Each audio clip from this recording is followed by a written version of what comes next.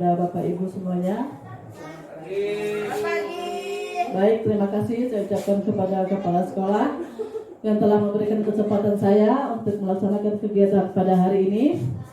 Terima kasih juga kepada Bapak Ibu Dewan Guru yang telah berkenan meluangkan waktunya untuk mengikuti kegiatan pada hari ini. Judul kegiatan kita pada hari ini adalah Diseminasi Budaya Positif di Sekolah. Budaya apa yang akan kita lihat di sini, budaya positifnya? Yang pertama, saya akan memberikan pandangan atau tujuan pendidikan menurut Ki Hajar Dewantara. Sebelumnya kita hanya tahu Ki Hajar Dewantara itu hanya sebagai bapak pendidikan. Ternyata banyak sekali pemikiran KHD yang kita belum mengetahuinya. Di antaranya, KHD menjelaskan bahwa tujuan pendidikan yaitu menuntun segala kodrat yang ada pada anak-anak agar mereka dapat mencapai keselamatan dan kebahagiaan yang setinggi-tingginya, baik sebagai manusia maupun sebagai anggota masyarakat. Tujuan kita itu menuntun. Menuntun artinya kita bukan menuntut. Kalau kita menuntut anak untuk pintar, menuntut anak harus mendapatkan nilai yang sempurna, itu yang membuat kita terkadang melupakan apa itu kodrat anak. Kodrat anak itu ada dua menurut KHD, yaitu ada kodrat alam dan kodrat zaman. Apa itu kodrat alam? Kodrat alam itu kodrat yang dibawa anak sejak lahir. Karakteristik anak, bagaimanapun kita menempanya, anak itu mempunyai karakteristik sendiri yang terbentuk dari lingkungan tempat tinggal. Artinya kalau seandainya kita di sini kita membentuk anak itu supaya anak itu sopan, misalnya kan, supaya anak itu menghargai atau omongannya yang santun. Tapi kalau seandainya di rumah, orang tua terbiasa dengan menggunakan kata-kata yang tidak pantas, menyebutkan berbagai macam anggota kebun binatang. Nah, itulah tugas kita sebagai guru, bagaimana kita menuntut anak tadi dari anak itu memiliki kodrat alam menjadi kodrat zaman. Kodrat zamannya di sini bagaimana anak kita bisa mengikuti perkembangan zaman, apalagi sekarang ini zamannya media sosial, berbagai macam hal itu bisa diakses anak tanpa batas. Terkadang anak juga banyak belajar dari media sosial. Kita dengar hal-hal di TikTok misalnya kan, hal-hal yang lagi viral. Nah kan, kita dengarkan bukan hanya anak-anak saja kan. Bahkan kita dengar juga ada teman-teman kita juga mempraktekkan hal tersebut atau orang tuanya sendiri. Menjadi hal yang wajar untuk dibicarakan, bukan menjadi hal yang tabu. Oke. Kemudian Ki Hajar Dewantara mengibaratkan peran pendidik itu seperti seorang petani atau tukang kebun. Nah, kita diibaratkan seperti seorang petani atau tukang kebun. Anak-anak itu seperti biji tumbuhan yang disemai. Nah, kita bayangkan seandainya kita di sini ada berapa kelas, kita anggap kita ini sebagai petani. Petani kelas 1A, petani kelas 1B, sampai petani kelas 6B. Masing-masing petani ini kan, dia mempunyai biji tumbuhan, yaitu anak-anak akan disemai di lahannya. Tentunya proses pertumbuhan, perkembangan anak ini pastinya akan mengalami perbedaan sesuai dengan bagaimana si petani tadi atau si guru tadi merawatnya. Ada mungkin petani yang hanya tanamannya hanya dicongkel-congkel tanahnya, lemparkan bibitnya, misalnya kan, tumbuh sendiri, kena panas, kena hujan, syukur, tumbuh sendiri, ya, tanpa ada perawatan. Ibu nggak tahu, ini mungkin di Korea kali pakai gitu kan, seperti itu. Kemudian ada lagi petani yang memang dari dia sebelum dia menanam, dia sudah punya biji di tangannya, dia sudah berpikir, nanti bagaimana biji ini bisa menghasilkan tumbuhan yang subur, buah yang menghasilkan, buah yang lebat. sesuai dengan keinginannya. Artinya sebelum dia menanam, dia udah berpikir, oh berarti sebelum menanam ini tanahnya saya tidak cuma nyongkel-nyongkel saja, tapi mungkin saya beri pupuk dulu, ya bagaimana perawatannya. Untuk menyiramnya juga perawatannya bukan hanya saya mengharapkan hujan, tapi kalau sudah musim kemarau mungkin disiram berapa hari, setiap harinya berapa kali, kan, supaya tanamannya tumbuh subur. Nah pastinya antara kelas ini tanaman itu nantinya akan berbeda tumbuhnya. Akan berbeda tumbuhnya sesuai dengan perawatannya. Nah, ada mungkin yang tadi yang dikatakan dari awal dari berpikir bagaimana cara supaya anak didik ini tadi bisa tumbuh dengan baik sesuai harapan. Nah, seperti petani tadi dia akan memberi pupuk juga, menjaga dengan baik, kualitas bijinya juga dipelihara. Kemudian ini teruskan jika dirawat dan dipelihara dengan baik dan penuh kasih sayang, maka akan membuahkan hasil sesuai harapan. Nah, jadi kita juga bukan hanya dengan manusia, tapi juga dengan tanaman. Misalkan tadi kan kita memiliki kasih sayang, apalagi dengan manusia. Jadi akan dilihat perbedaan ya, antara petani yang benar-benar bekerja atau bertani menanam dengan hati dan hanya sekedar ya sekedar lempar ke tergoda.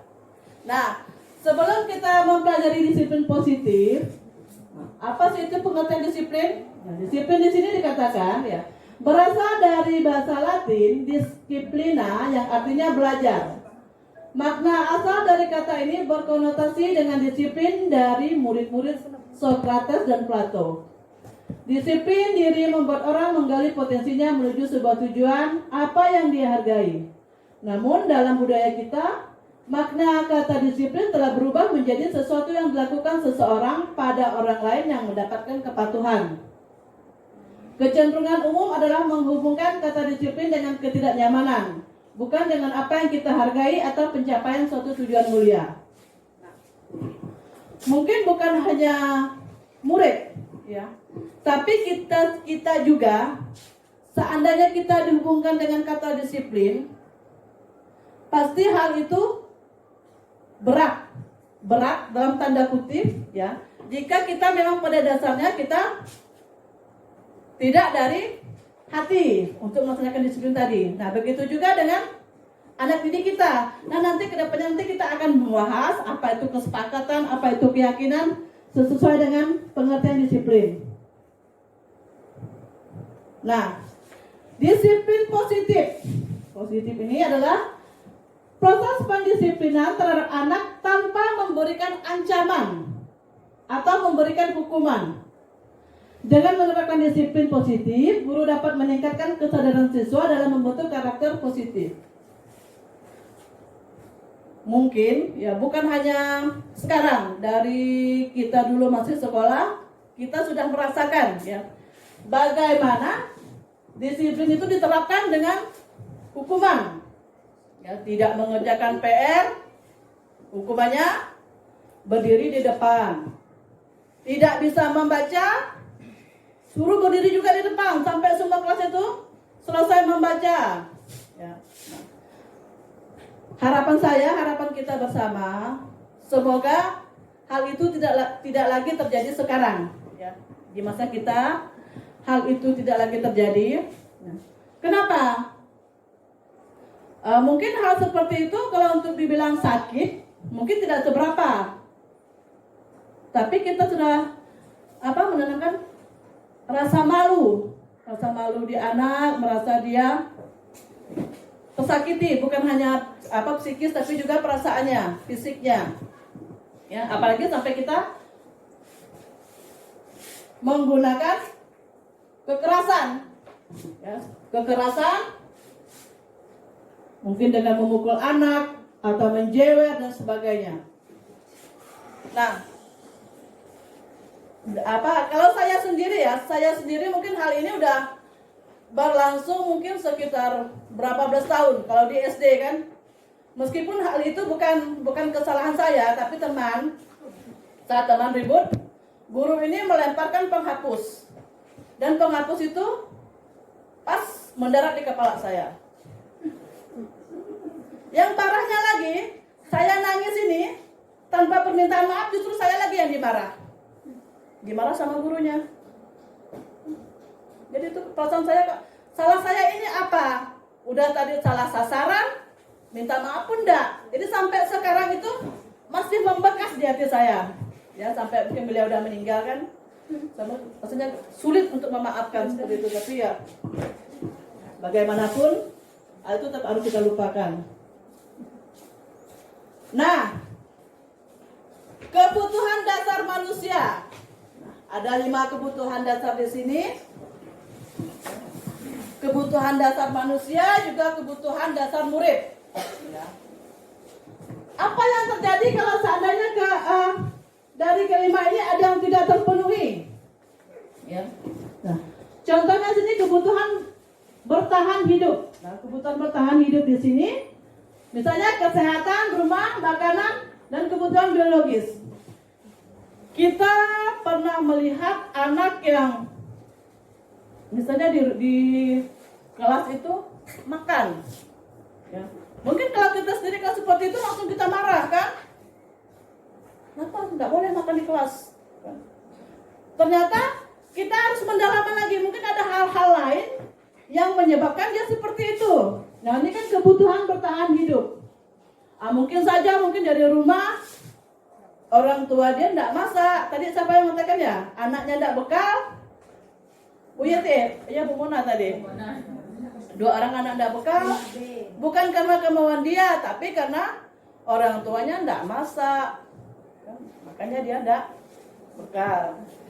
Nah, ini di kebutuhan hidup.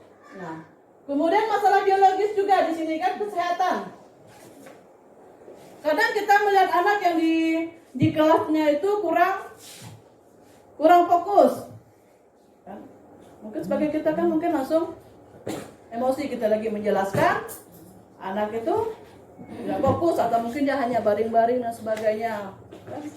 Tanpa dia menjelaskan juga, artinya di sini juga kita harus memahami ada kebutuhan anak, mungkin dia kondisinya kesehatannya lagi terganggu. Ya, sehingga dia tidak fokus untuk belajar. Nah, jadi banyak hal-hal sebenarnya yang harus kita perhatikan, ya. Jadi banyak sabar juga yang harus kita tanamkan kepada diri kita, terutama saya sendiri. Ya. Kemudian rasa kasih sayang dan rasa diterima. Nah, ini juga 3 kebutuhan ini adalah kebutuhan psikologis. Nah, bagaimana murid itu menganggap rumah itu sebagai sekolah itu sebagai rumah kedua. Ya.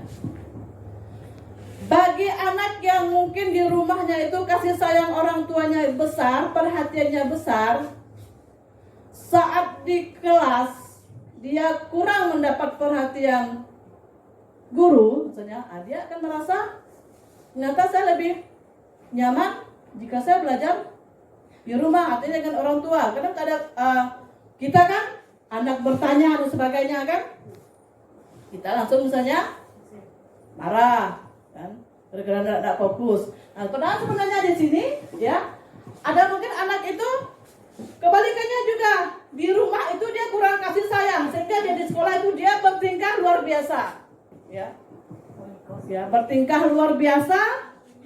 Nah, kita langsung marah kan, ya. Hampir rata-rata mungkin di setiap kelas itu ada istilahnya pawangnya di situ, ya. Yang kalau di kelas itu dia aktifnya luar biasa, mengganggu temannya luar biasa, artinya dia mencari perhatian kita untuk apa? Ya, mungkin di rumah itu dia kurang mendapatkan perhatian dari orang tua. Bisa juga terjadi seperti itu. Nah, kemudian penguasaan kebutuhan. Nah, kebutuhan sini berhubungan dengan kekuatan mencapai sesuatu, menjadi kompeten, menjadi terampil, diakui atas prestasi dan keterampilan, didengarkan dan memiliki rasa harga diri, dan hal-hal baru yang menarik. Nah, mungkin hal terkecil untuk kita yang sering kita lupakan, seandainya kita memberikan pertanyaan, anak bisa menjawab, mungkin dengan kita minta anak-anak bertepuk tangan, hal itu sudah menjadi apresiasi yang luar biasa untuk mereka. Bisa menjawab tepuk tangan, misalnya untuk Andi, misalkan. Nah, itu juga sudah menjadi hal yang merasa dihargai. Nah, dia diakui kemampuannya, meskipun hanya menjawab hal-hal yang sederhana. Ya, dia merasa dari seluruh kawan-kawannya mungkin hanya dia yang tunjuk tangan, tapi sama gurunya mungkin dia tidak dihargai. Dengan tepuk tangan tadi kita memberikan apresiasi untuk anak tadi. Kemudian kebebasan kebutuhan akan pilihan. Nah, di sini kebutuhan untuk bebas adalah kemampuan atau kebutuhan akan kemandirian, otonomi, memiliki pilihan dan mampu mengendalikan arah hidup seorang anak dengan kebutuhan kebebasan yang tinggi. Menginginkan pilihan, mereka perlu banyak bergerak, suka mencoba-coba, tidak terlalu terpengaruh orang lain, dan senang mencoba hal-hal baru yang menarik. Agak tipu sedikit. Nah, terkadang kita lihat kalau di kelas, ya, kita memiliki anak itu dengan karakter yang berbeda. Seperti katakan, saya juga punya satu anak, ya. Mungkin siapa namanya? Gara ya, Gara. Nah, dia kan kata Bu Fitri, Bu Edi kemarin, dia agak sedikit macam autis, ya. Kalau setiap pelajaran dia harus diingatkan terus. Punya Gara, nyata dia, Gara latihannya di halaman ini ya. Itu dia memang perlu pendekatan. Nah, kemudian dia suka mencoba hal-hal yang yang menurut saya kan, Bu, kayak kemarin kan, misalnya pas saya memberikan semacam ice breaking, yang saya pikir tuh anak-anak lain itu tidak bisa menjawab, ternyata dia bisa. Kok kamu bisa? Saya pernah lihat, Bu. Saya coba sendiri, Bu. Ternyata dari hal yang tidak saya duga, berarti ada kemampuan dia yang luar biasa. Besok lagi, Bu, besok bikin kayak gitu lagi ya, Bu, kata dia. Kan artinya sebenarnya anak-anak yang seperti itu ada hal-hal lain, kemampuan yang patut kita gali. Nah, kemudian kebutuhan akan kesenangan, kebutuhan untuk merasa senang. Nah, di sini dikatakan bagaimana kita membuat anak itu datang dari rumah, pergi dari rumah itu, dia itu pergi dengan senang ke sekolah. Artinya dari dia merasa kalau pulang sekolah itu dia akan sedih. Dan besoknya dia akan semangat, bagaimana menanamkan rasa semangat lagi untuk kembali ke sekolah. Mungkin itu yang belum kita, kalau saya sendiri ya, bagaimana menanamkan anak seperti itu. Tidak sabar untuk mengikuti hari berikutnya, untuk sama-sama belajar ke sekolah. Artinya dia menyukai lingkungan kelas, menyintai sekolah, dan teman-temannya yang ditunggu setiap harinya. Nah, konsep disiplin dengan identitas sukses. Nah, ternyata di sini kita sering mendengarkan hukuman. Ya, ternyata kata-kata hukuman itu sekarang itu sudah dirubah. Ya, bukan dirubah sebenarnya, tidak dibolehkan sebenarnya, sudah dari dulu sebenarnya. Cuma terkadang kita beranak itu sering ini hukumannya, misalnya ngumpul sampah, hukumannya kamu keliling lapangan. Nah, sebenarnya di sini kita lebih menerapkan konsekuensi. Konsekuensi itu berbeda dari hukuman. Kalau hukuman itu anak mendapatkannya, dia tidak tahu nih dengan kesalahan dia ini apa kira-kira yang akan dilakukan oleh gurunya. Dia tidak akan mengetahui apa hukuman dari gurunya. Kita sebagai guru juga sekarang semau-maunya kan, misalnya kita tidak ada menetapkan misalnya kalau kamu tidak mengumpulkan PR, nanti kamu keliling lapangan, atau kalau kamu ribut di kelas, kamu nanti nyuci WC, misalnya kan seperti itu. Nah, itu bentuk-bentuk hukuman. Ternyata ini ada dikatakan sebagai konsekuensi. Nah, konsekuensi di sini dia fungsinya itu penguatannya jangka pendek. Ya, kemudian perlu kita monitoring terus. Ya, perkembangannya kita perlu monitoring. Kemudian monitoring secara berkelanjutan, ada stimulus dan responnya. Kemudian murid menghormati peraturan. Kemudian kehilangan waktu merenungi kesalahan. Artinya di sini kekurangan waktu merenungi kesalahan. Artinya gini, ya. Anak itu dia tidak di kelas itu misalnya begini, dia menumpahkan air air cucian ke air pel itu di lantai misalnya kan. Nah, artinya kita bukan memberi hukuman ya dengan dia membersihkan, artinya dia ada konsekuensi ya, artinya konsekuensi itu ada hal yang harus dia lakukan ya setelah dia melakukan kesalahan tadi. Ada konsekuensinya, artinya dia harus membersihkan atau bertanggung jawab dengan hal yang telah dia lakukan. Nah, itu konsekuensinya, artinya konsekuensi ini lebih ke hal itu bisa diterima anak, artinya anak sudah tahu apa yang harus dia lakukan. Jadi bukan seperti hukuman, nanti kena anak menumpahkan air di lantai, kita minta dia untuk apa misalnya? Ya, mungkin kalau cuma ngapa mungkin itu namanya konsekuensi, tapi kan mungkin anak atau mungkin dijewer atau sebagainya, nah itu kan udah merupakan anak itu diberi hukuman. Nah, konsekuensinya lagi kemudian, nah ternyata dari konsekuensi yang dari hukuman tadi yang paling bawahnya kan ada hukuman, konsekuensi, kita anggap konsekuensi ini udah baik. Ternyata ada yang lebih baik lagi dari konsekuensi, ya, yaitu restitusi. Nah, dengan restitusi di sini, nah saya ini baru memahami. Saya hanya dari dulu jasanya tahu ada itu hukuman, ada itu konsekuensi. Kalau konsekuensi masih seringlah didengar. Tapi kalau restitusi, nah itu juga baru sekarang. Ya setelah mengikuti calon guru penggerak, nah sekarang ini saya menemukan kata restitusi ini. Nah, dengan restitusi ini, anak atau murid itu bertanggung jawab atas perilakunya. Kemudian fokus pada pemecahan masalah jangka panjang.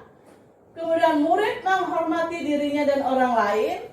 Kemudian ada teori kontrol, ya dirinya memegang kontrol. Kemudian murid bersemangat memperbaiki kesalahan. Nah, artinya di sini anak itu lebih merasa dia itu tidak mendapatkan konsep hukuman, dia tidak mendapatkan konsekuensi, tapi dia ada hal yang perlakukan dia dengan kesadaran sendiri, tanpa dia merasa terbebani, tanpa dia merasa kalau kesalahan itu ya merupakan hal yang memalukan, menjadikan dia, membuat dia psikis dia sakit dan sebagainya. Nah, jadi anak itu merasa dia tuh didampingi. Ya kita sebagai guru nantinya ada 5 hal ya, ada 5 kontrol dari guru nanti yang akan kita bahas di sini untuk melihat kita bagaimana kita mendampingi anak. Sebenarnya kita mendampingi dari segi apa?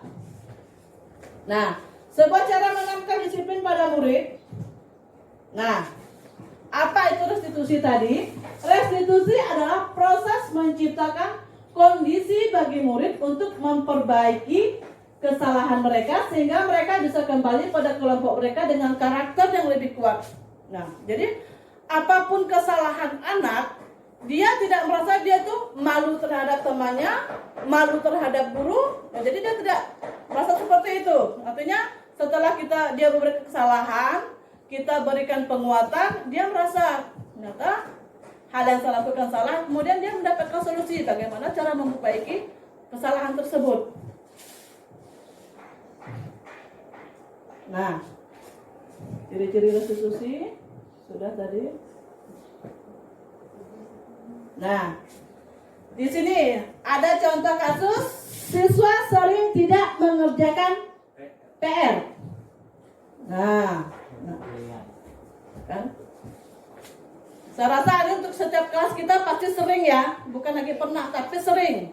Murid itu tidak mengerjakan PR dengan berbagai macam alasan. Nah, di sini guru menghukum siswa tersebut hormat bendera selama 10 menit. Misalnya kan? Pernah enggak kira-kira melakukannya? Tidak. Tidak atau belum? Belum. Tidak. Ya, kemudian jangan sampai pindah. Kemudian guru marah dan murid menjadi takut. Nah, ini pernah ya? Kemudian kita melakukan apa? Menggunakan konsekuensi. Nah, kita menggunakan anak. Kalau seandainya kalian tidak mengerjakan PR, apa nih kira-kira konsekuensinya? Ya kan? Nah, kita beri konsekuensinya kan, anak bilang, gini bu, misalnya anak suruh apa misalnya? nyapumu misalnya kan. Nah, itu juga berarti konsekuensinya mereka yang meminta, bukan dari guru, bukan dari kita yang menerapkan. Nah, di sini guru memberikan konsekuensi untuk mengerjakan PR-nya saat diserat atau dikerjakan sebanyak 2 kali lipat. Kemudian guru tegas dan siswa menghormati peraturan. Artinya ini sudah dibahas dengan anak. Artinya anak mengetahui konsekuensinya, bukan diterapkan setelah hal itu terjadi. Nah, ada dengan cara restitusi. Guru menanyakan keyakinan kelas, membantu siswa menyelesaikan masalahnya. Guru terbuka dan siswa menghormati dirinya dan orang lain. Nah, restitusi ini ada 3 tahapan. Ya.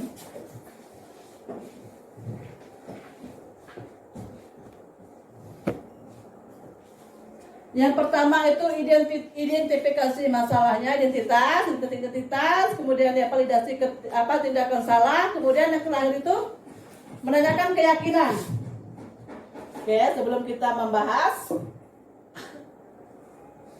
nah, kayaknya ini udah pada ngantuk nih, kita istirahat dulu, kita bermain-main. Oke. Ya, sama atau juga lapar. Oke. Kita bermain clue ya. Clue-nya itu permainannya clue itu bumi itu bulat. Karena dia bumi itu bulat. Oke.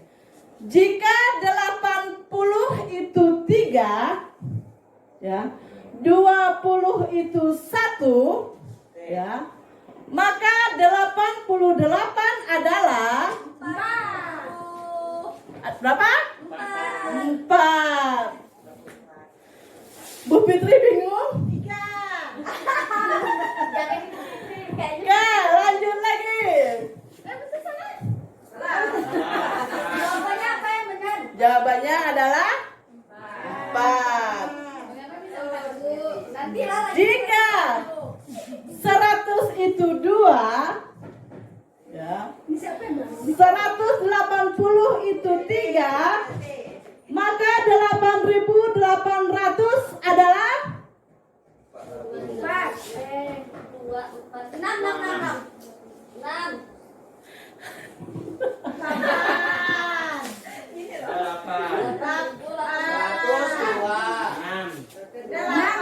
Mana ya spidol ya?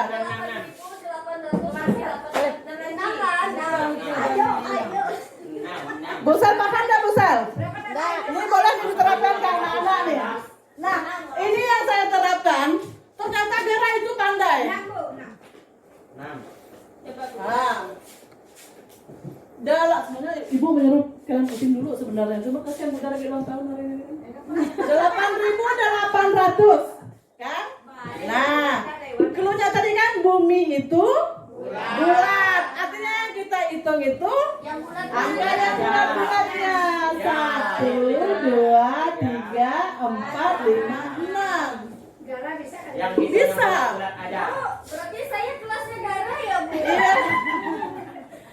Besok lagi minta, Bu, besok main gitu lagi ya, Bu. Nggak usah, Bu, sulit, Bu. Kata yang lainnya lagi kan, itu ada kepandaian.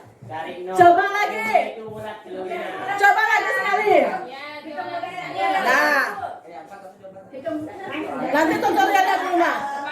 Nih, sekali lagi ya. Jika 8.800 itu 6, Jika kadang mikir. 1.200 itu 2, maka 1 juta adalah 6. Oh, pintar. Tepuk tangan dia semua. Berarti sudah masuk akal. 1, 2, 3, 4, 5, 6. Belumnya. Ya. Jangan bulat lagi. Hari ini kita baca yang bulat-bulat dulu. Paham ya? Bulat tuh anak suka tuh. Oke, lanjut lagi, kita pusing lagi nih.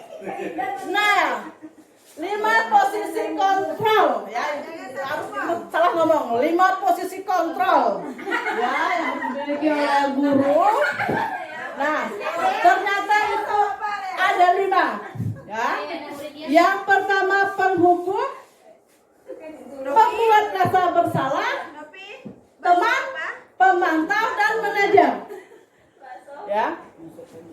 Kira-kira selama ini kita di posisi mana ya? teman. Teman.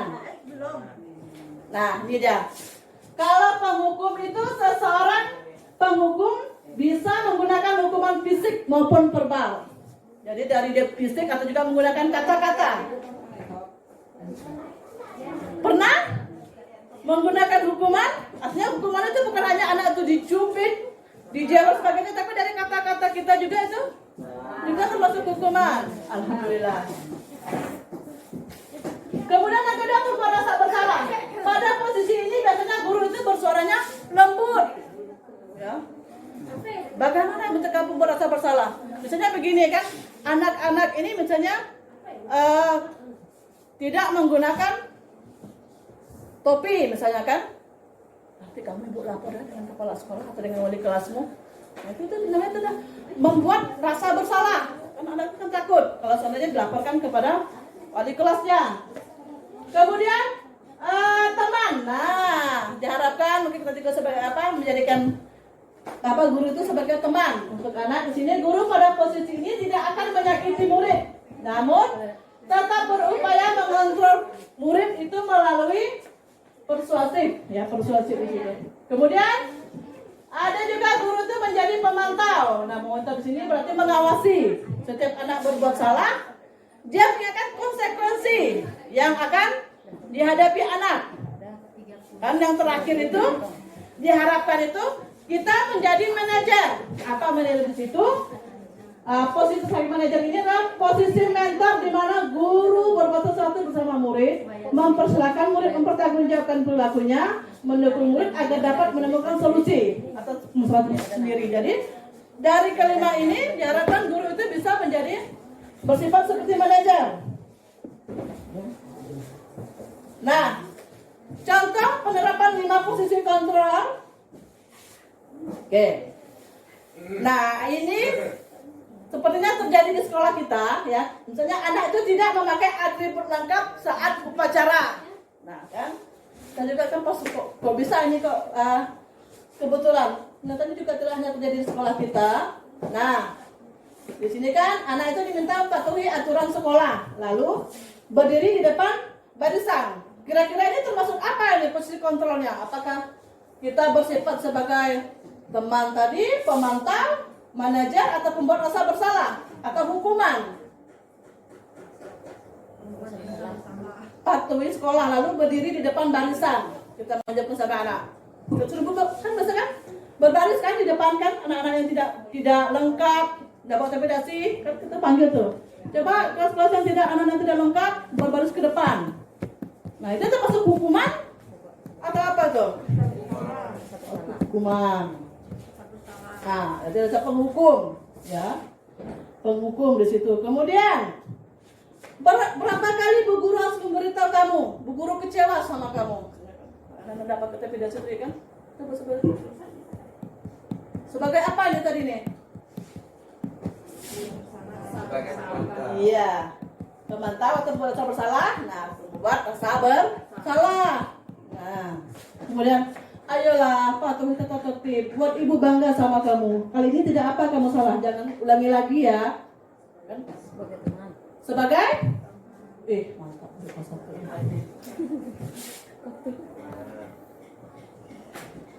Kamu sudah melanggar apa peraturan dan konsekuensinya? Jadi kita sudah melanggar tadi. Apa peraturan dan konsekuensinya? Artinya dia tidak sebagai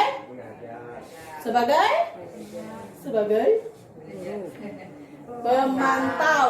Nah, sebagai pemantau di situ. Nah, yang terakhir di sini, apakah kamu tahu kesalahanmu?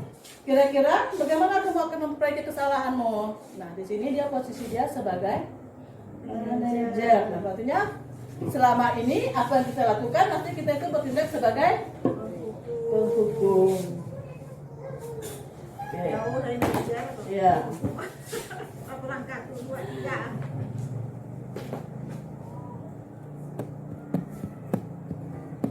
Nah, posisi kontrol apakah aku?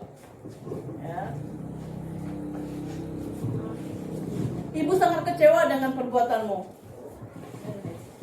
Nah ini satu untuk melihat pemahaman Bapak Ibu, kira-kira kalau ucapan seperti ini nih di posisi mana nih?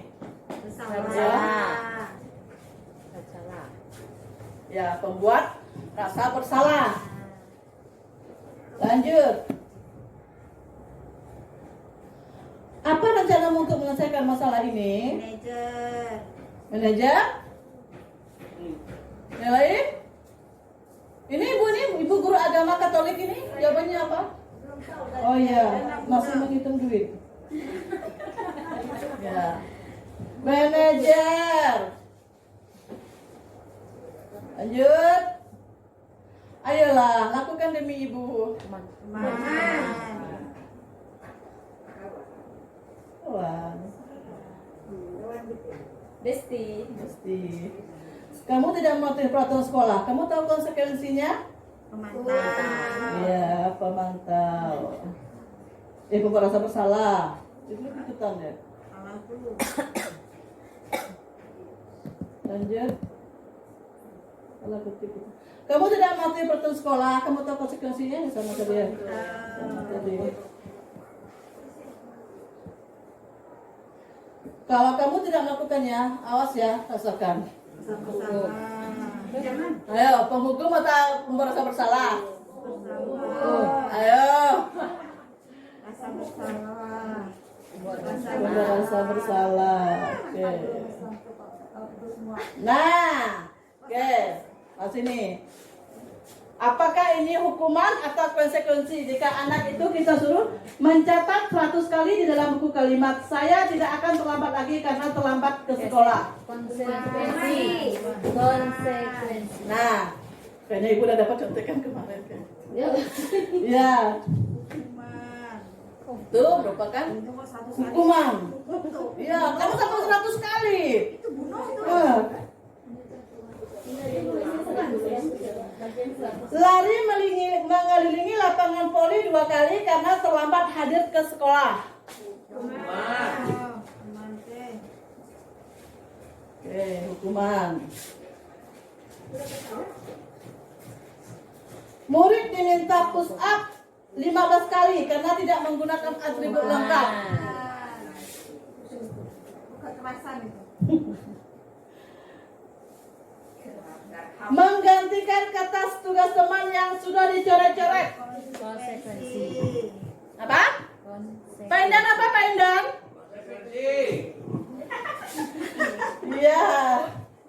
Konsekuensi. Mantap, kelas 3 nih. Kemudian membersihkan tumpahan air di lantai karena Anda tersenggol pikir. Ya, ini juga saya bahas tadi ternyata. Ini juga konsekuensi. Murid disuruh untuk tidak menggunakan sepatu seharian di sekolah karena tidak menggunakan sepatu hitam. Oke. Bilang. Mencari. Lari mengelilingi lapangan bola 2 kali karena terlambat 10 menit untuk pelajaran PJOK. Apa yuk guru PJOK? Hukuman. Itu yang baju merah guru PJOK yang pojok-pojok. Ya. Ayo. Lari mengelilingi lapangan bola 2 kali karena terlambat 10 menit untuk pelajaran PJOK. Hukuman. Ayo, yang guru PJOK, yang baju merah. Ayo. Apa nih, Bapak Ibu? Apa? Senang. Kita itu senang. Hukuman. Hukuman? Hukuman. Nah, ternyata karena di sini ada bahasanya untuk pelajaran PJOK, jadi dia termasuk konsekuensi. Karena dia pelajaran PJOK. Iya. Nah, iya, jadi dia bukan betul hukuman di situ. Sesuai dengan itu. Iya. Ibu pas kemarin. Nah, istirahat lagi kita. Oke, kuis lagi. Cluenya 1 tahun 12 bulan. Ya. 1 tahun 12 bulan. Ya. Terus Nah, Bu Fitri Kita nih jalan-jalan nih, jalan-jalan ya, luar negeri nih. 1 tahun. Bu Fitri ya, 1 tahun 12 bulan ya, tahun 12 bulan. Bu Fitri bulan Januari jalan-jalan ke Amerika. Benar nggak tuh? Bulan Februari Bu Ita jalan-jalan ke Korea. Bulan Mei Bu Rosa jalan-jalan ke mana? Denmark. Pengadan. Ayo kita jalan-jalan. Singapura. Spanyol. Ke mana? Singapura. Spanyol. Bulan Mei. Nggak tahu. Jalan-jalan di Bu Rosa kemana Bu Rosa jalan-jalan Bu Rosa? Pokoknya 1 tahun 12 bulan.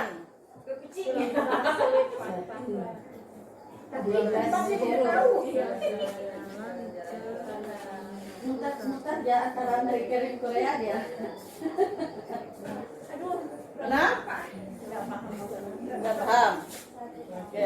Tempatnya Pak Hatiman tuh. Kayaknya sepertinya sudah ada yang mendekati paham.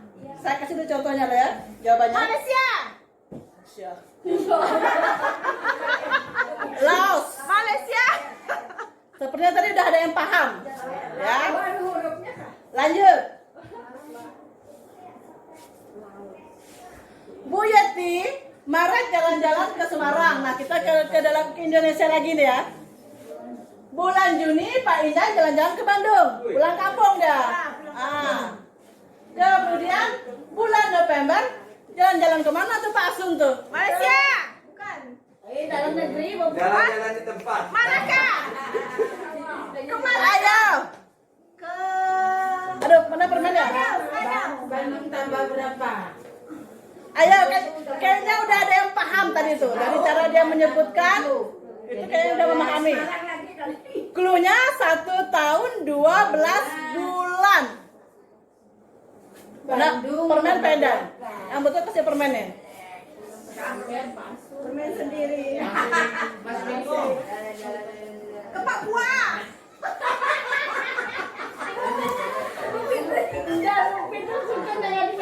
Oke? Nyerah? Ayo.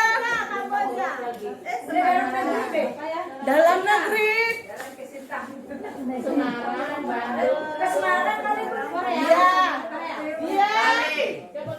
Bali. Iya. Jawa Barat kan bisa ada, bisa Surabaya, bisa Semarang, bisa Malang, Malang. Iya. Ya. Dan mulai paham. Maret, Pak Rudi jalan-jalan ke Thailand. Gak nanti lagi kita. Bulan Juni Pak Hendrik ke Eropa. Bulan Desember, Bu Mona enggak ada. Kemana dia? Ini kan pergi Bu Mona nih. Agustus. Kotanya. Ke Denmark. Ini udah fokus. Bagi apa? Di situ. Berarti 8 huruf kayak. Ya Bu, nanti dikasih clue-nya. Jalan-jalan Cintang. Eropa, ini Eropa kan? Eropa 5. Eropa. Indonesia. Eropa Ke London. Ke Denmark. Denmark. Ke Belanda. Singapura. Kemana? Ke Denmark ya. Belanda. Kemana? Belanda. Denmark ya. Indonesia be. Itu hurufnya lima. Hongkong bisa Hongkong. Denmark. Jawabannya Denmark. Siapa ke Denmark? Denmark. Mau dikasih tahu rahasianya? Gimana bu? Gimana bu? Hitung Sisanya Bisa itu berapa angka lagi? jumlah Menghitung jumlah apa tuh ya? Itu angka Bapak Putih. Namanya tuh. Nama Nama kota, nama tempat. Nama tempat. apa? Wah, Bu Yeti serius kau, belum kelas 6 serius Italia. kau. Italia. Italia. Orang udah dijawab. Udah gara-gara fokus nih. Gimana sih cara Nah, Itu nama tempat. Denmark. 1 tahun 12 bulan. Kan 12 bulan cluenya. 12 Fokusnya jadi kemarin sini ini kan bulan Desember itu bulan berapa? 12. 12 Apa? Negara mana yang huruf awalnya? Nah, total itu total. Tepuk tangan untuk saya. Lagi. Nah, Itu nama tuh. Udah mau pulang nih sebutannya. Aku ada clue. oke. Nanti kita lanjutkan lagi di luar. Oke, karena ini keyakinan kelas. Nah, Oh, dari huruf D. mengapa keyakinan kelas bukan peraturan kelas ya atau tidak? Mengapa tidak peraturan kelas? 15 lagi. Mengapa di sini disebut keyakinan kelas? Bukan peraturan kelas ya. Kalau peraturan itu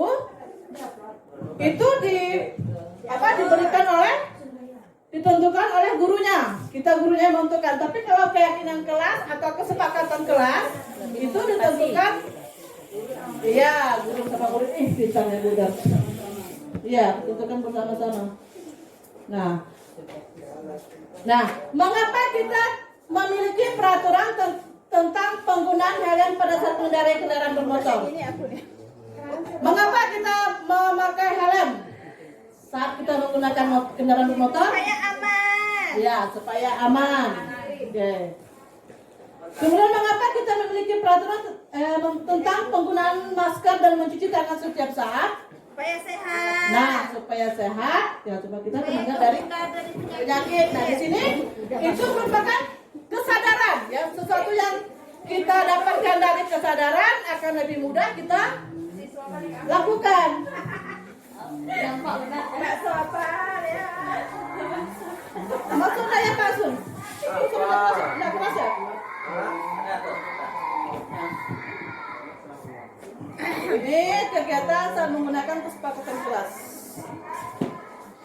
Ada suara? Ada suara kan?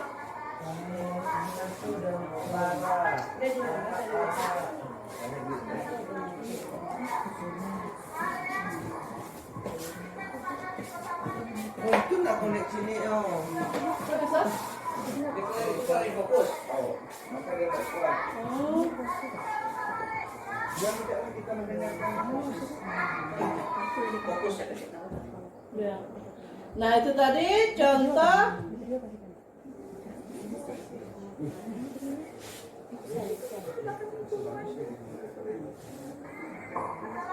penerapan pembuatan keyakinan di kelas kemarin.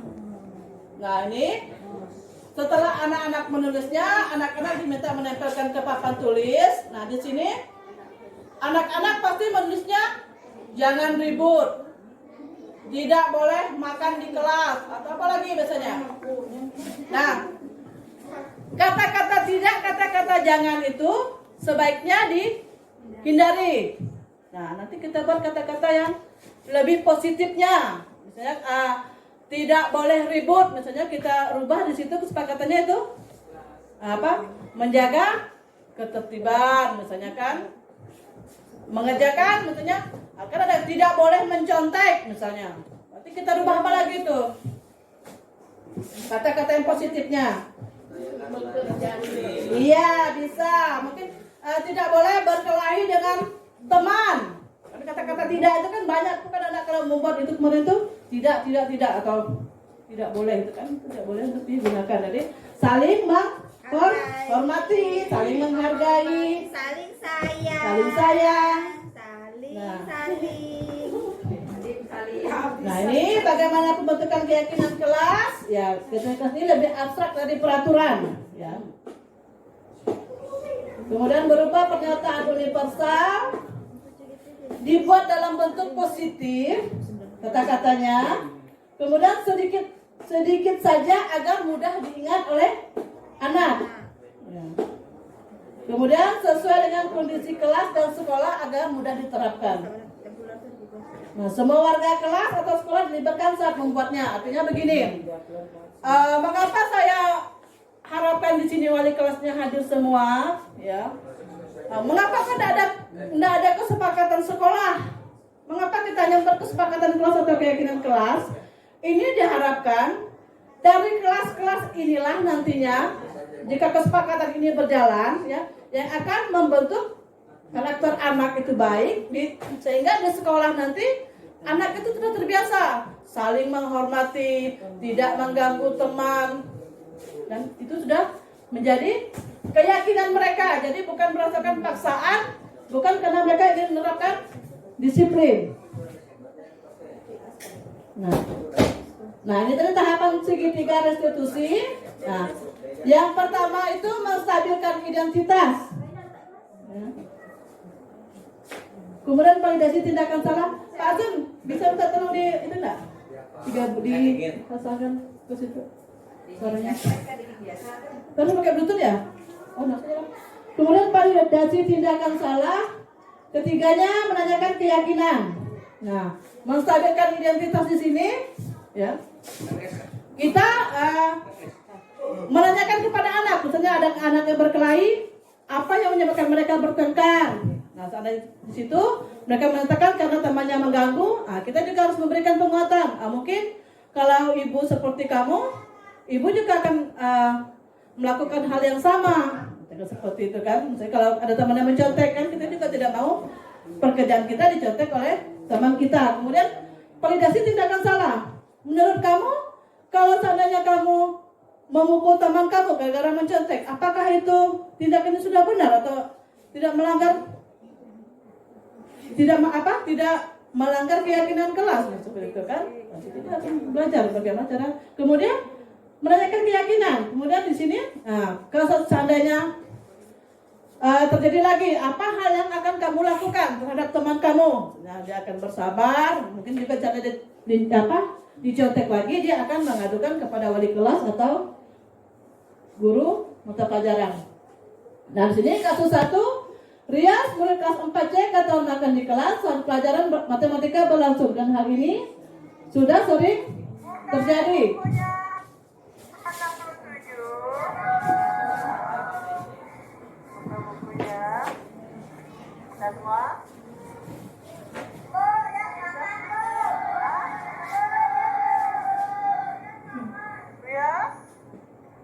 Nanti makannya ya, berat ya.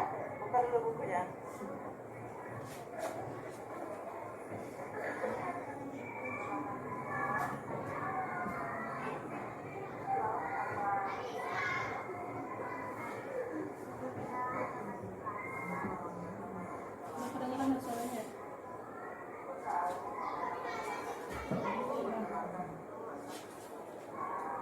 Mic-nya di situ kok enggak? Bisa enggak?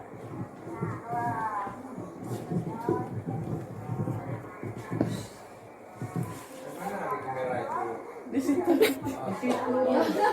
Kamera situ kan? Yang bagus kan? Enggak lah. Dari masuk. Laptop bisa enggak? Enggak kuat. Kuat nih. Buka bukunya halaman 67.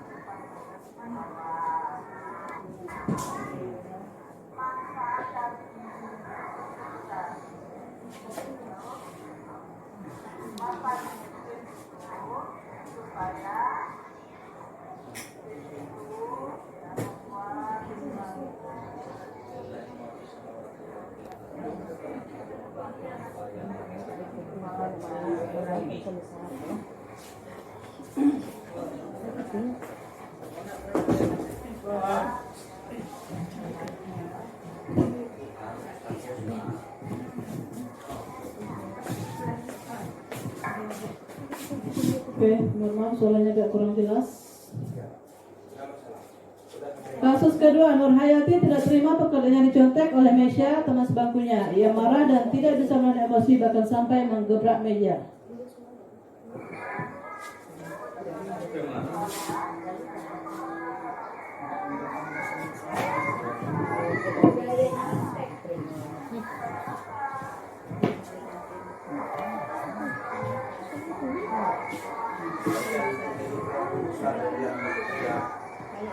Salahnya mana sih?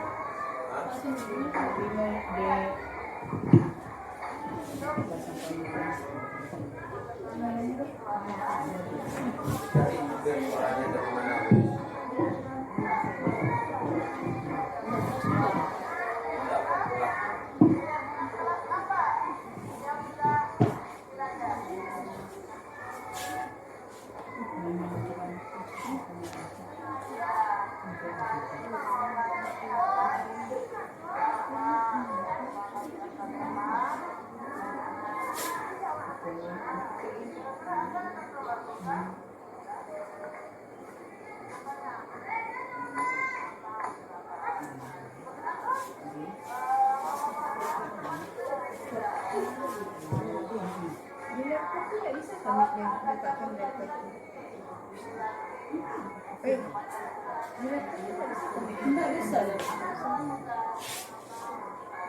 Lubang mic dari mana? Iya, speaker.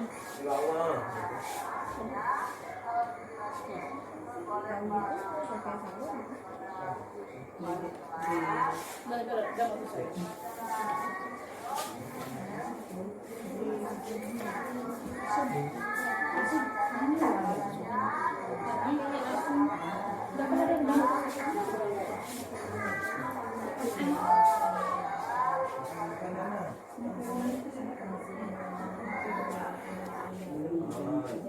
Ini dua kasus yang berbeda yang sering terjadi, ya, yang sering terjadi pada kelas kita, ya. Yang pertama tadi kasusnya anak-anak sering makan di kelas. Nah, setelah ditanyakan tadi, ternyata Trias ini dia tidak sempat sarapan, ya, tidak sempat sarapan karena bangunnya kesiangan. Kemudian keyakinan kelas apa yang dilanggar? Keyakinan kelas dilanggar tadi itu adalah di disiplin. Kemudian apa yang dilakukan Trias ini supaya bisa memperbaiki kesalahannya lagi? Dia akan bangun lebih awal untuk sarapan, ya, agar tidak terlambat ke sekolah. Rumah ada babi. Awal. Kemudian yang keduanya, kasusnya anak yang sering mencontek dan akhirnya mungkin kesabaran kawannya ini udah habis, ya, hingga dia marah sampai menggebrak meja. Nah, kita juga tetap memberikan penguatan. Kalau ibu seperti kamu juga, ibu juga akan marah kalau seandainya teman mencontek pekerjaan kita. Kita sudah susah-susah mengerjakan, teman tinggal mencontek. Nah, itu kita menstabilkan identitas dia, kita mengendalikan emosi dia. Kemudian ingatkan lagi, kemudian apakah dengan kamu menggebrak meja seperti itu, tindakan kamu itu sudah benar? Akhirnya menjawabkan tidak. Nah, kemudian keyakinan kelas apa yang sudah dilanggar? Keyakinan kelas yang dilanggar itu adalah menghormati antar teman. Nah, di situ menghormati antar teman. Nah, kemudian apa hal yang akan dilakukan seandainya hal itu terjadi lagi? Akan mengatakan dia akan melaporkan kepada wali kelas atau guru mata pelajaran. Jadi artinya dia tetap, kemudian dikatakan juga dia akan bersabar, ya, akan bersabar, tidak akan melakukan kesalahan lagi, tidak akan melakukan kesalahan, dia akan bersabar. Kemudian, ya, artinya ibu katakan lagi, ibu mengapresiasi sifat kamu atau tindakan kamu yang tidak memukul teman kamu. Ya, artinya dia masih memiliki kesabaran. Dia memiliki kesabaran sehingga dia tidak menyakiti temannya. Artinya dia masih hanya menggebrak meja meskipun itu tindakan yang salah. Nah, kemudian setelah diingatkan, akhirnya dia mengatakan dia akan bersabar lagi dan dia akan, jika terjadi lagi, dia akan melaporkan kepada wali kelas atau kepada guru yang pada saat itu mengajar. Nah, mungkin, ya, hanya itu yang bisa saya sampaikan dari budaya positif tadi. Kemudian 5 kontrol guru, kemudian tentang kesepakatan atau keyakinan kelas, ya. Ya, harapan saya seandainya saya mungkin yang tidak mampu menerapkannya di kelas, ya, harapan saya Bapak Ibu semua, ya, bisa menerapkan juga. Artinya saya sudah menularkan menularkan, ya, ilmu, sehingga nanti seandainya akan lebih baik seandainya kita semua bisa melaksanakan semua sehingga nantinya itu bisa menjadi kesepakatan sekolah ya. Tanpa sadar itu akan menjadi kesepakatan sekolah kita bersama ya. Baik, terima kasih. Maaf jika presentasi tidak sempurna, karena yang sempurna hanyalah kita yang dulu pernah bersama. Sekian dari saya. Wassalamualaikum warahmatullahi wabarakatuh. Selamat siang Bapak Ibu. Terima kasih.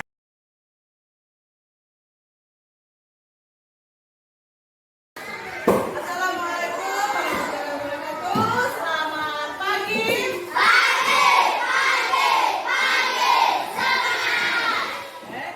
Baik, pada ini kita akan mengadakan atau membuat kesepakatan kelas. Apa itu kesepakatan kelas?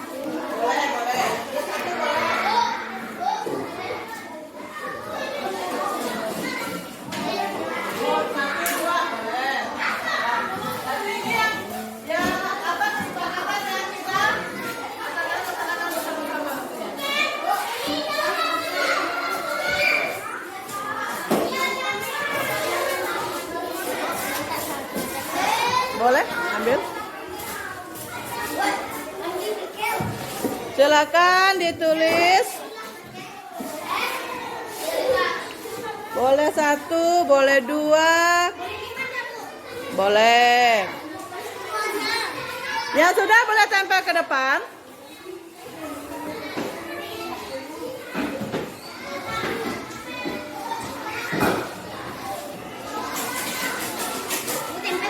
Boleh ya. Supaya kelas kita tertib, ya saat pembelajaran. Tidak ada teman yang keluar masuk. Oh ya, Michael belum ya?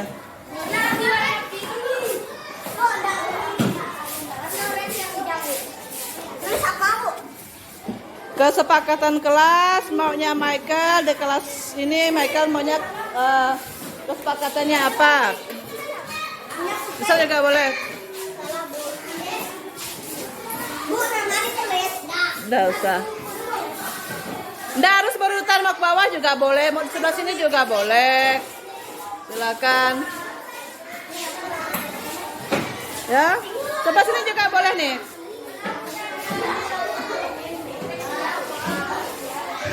Yang sudah siapa lagi?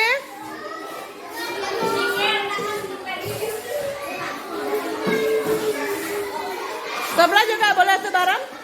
Sebelahnya juga boleh sebelah.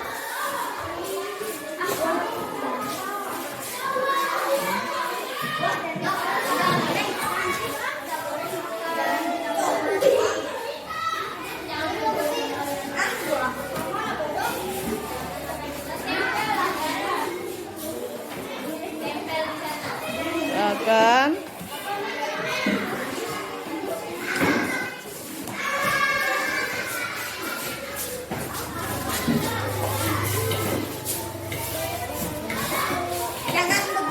sebelah sini juga boleh nih. Sebelah sini boleh nih, sebelah sini nih. Ah, sebelah sini boleh. Nggak harus berurutan, silakan. Mau di mana saja boleh.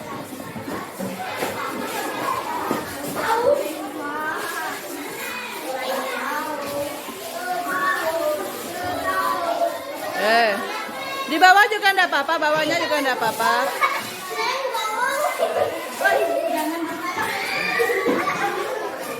Dah semua? Apa? Ayo. Ayo.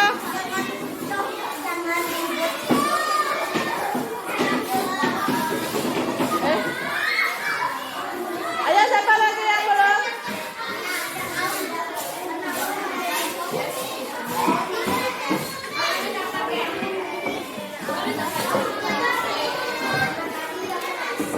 Cindy, sudah Cindy?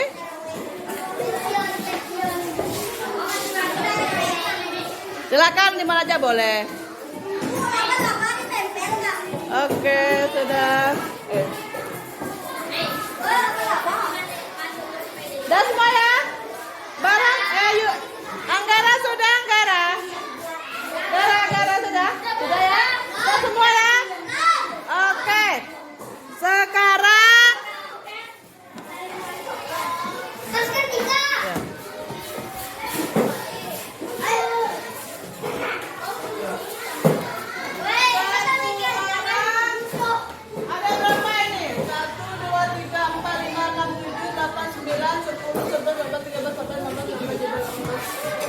satu lagi siapa?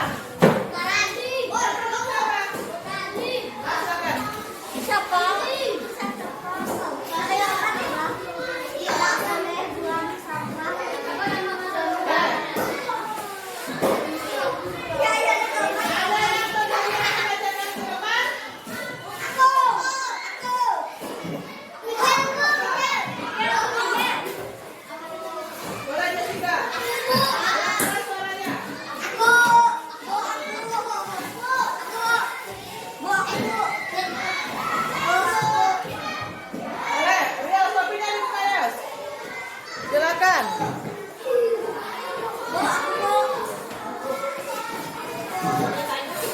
Baca keras-keras nih. Yang pertama apa? Terus? Jangan ribut. Ya. Tidak boleh berisik. Tidak boleh makan. Tidak boleh sama teman. Ya. Jangan makan di kelas. Ya. Tidak boleh makan di kelas. Tidak boleh tidur. Tidak boleh mencuri.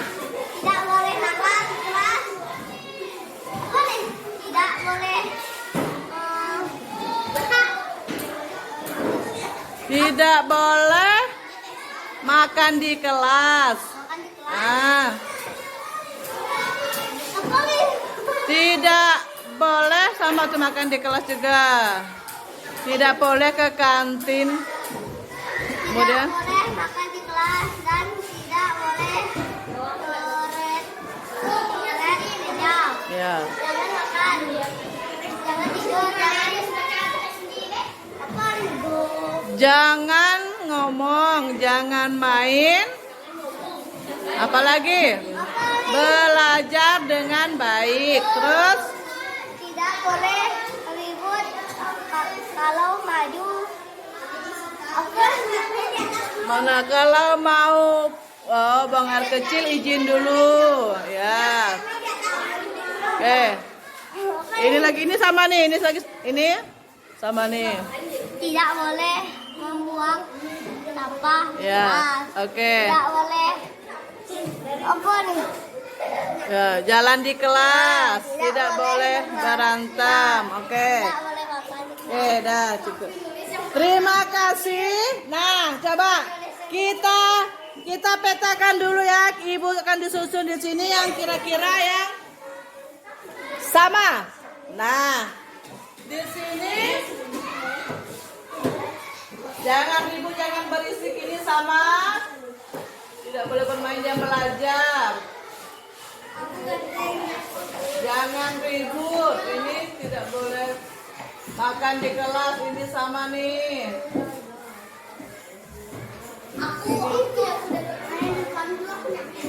Ini juga sama.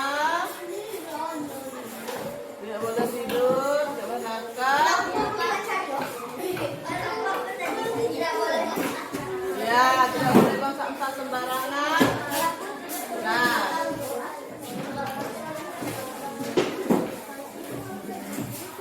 Nah, coba perhatikan semua. Nah, inilah kesepakatan kelas yang sudah kita buat bersama-sama. Jadi kan di dalam kelas ya. Ya, kita makan di sini. Ini sama semua ya. Berarti kan tertib ya. Kita harus tidak boleh makan, tidak boleh minum, tidak boleh tidak boleh bertanya sebagainya. Berarti kita buat tertib ya. Ya, tertib ya. Kita ganti kata-katanya. Tertib di kelas. Kemudian apa lagi nih? Membersihkan kelas artinya menjaga kebersihan ya. Ini kan tidak boleh membuang sampah sembarangan, jadi sama ya, menjaga kebersihan. Kemudian lagi nih, nah, tidak boleh berantem, tidak boleh berantem atau jangan berantem ini kita buat saling memahami atau saling menyayangi ya bersama. Kemudian di sini ada lagi apa lagi yang lain ini? Merapikan meja. Nah, lalu menjaga kerapian. Ya, kiranya nanti akan dibuat kesepakatan. Nanti kita tempel di sini. Nah, nanti akan menjadi kesepakatan kita bersama. Jadi apa saja hal yang harus kita serahkan. Nanti ada juga di sini. Kalau bapak air kecil, izin dulu. Nah, berarti itu ada ya. Sopan ya, sopan.